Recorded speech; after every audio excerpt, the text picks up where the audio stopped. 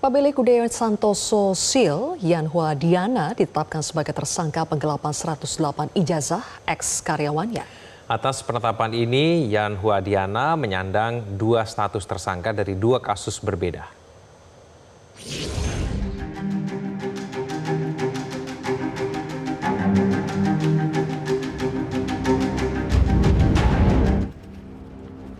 Ditreskrimum Polda Jawa Timur menetapkan pemilik UD Santoso Sil Yanhua Diana sebagai tersangka penggelapan ijazah ex-karyawannya.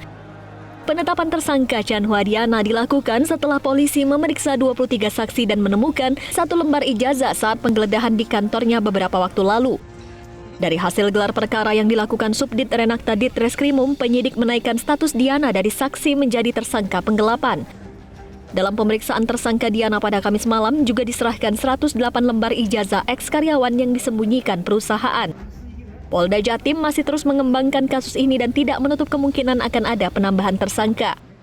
Diserahkan kepada kita kurang lebih 108 ijazah yang dilakukan atau dibawa yang bersangkutan.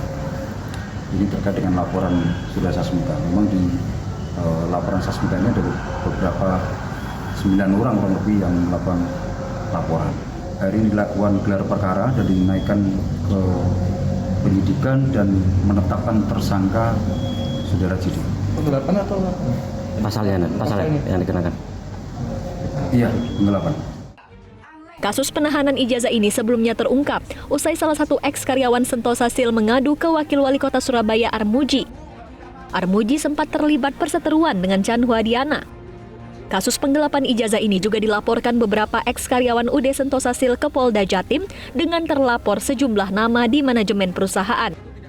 Praktik penahanan ijazah karyawan oleh perusahaan ini menyita perhatian publik.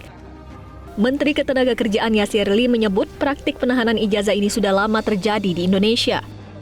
Menteri Yasir Lee pun mengeluarkan surat edaran terkait pelarangan perusahaan menahan ijazah karyawan dengan alasan apapun. beberapa poin penting dalam surat edaran tersebut adalah pemberi kerja dilarang mensyaratkan dan atau menahan ijazah dan atau dokumen pribadi milik pekerja sebagai jaminan untuk bekerja.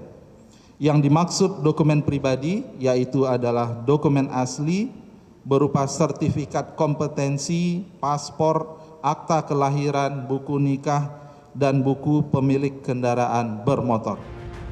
Tim Liputan, Metro TV. Jelajahi cara baru mendapatkan informasi. Download Metro TV Extend sekarang.